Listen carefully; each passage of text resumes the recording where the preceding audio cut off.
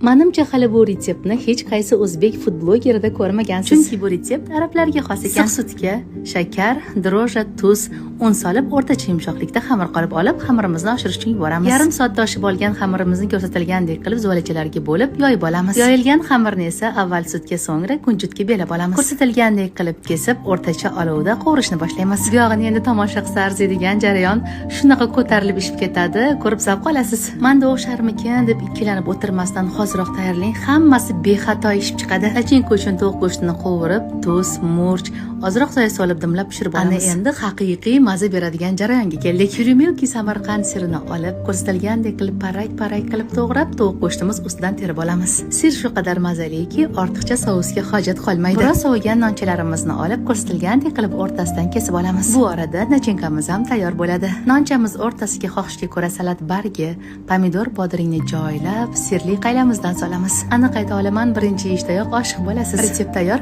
Retsept yoqqan bo'lsa, notirangizni duo qilishni unutmang.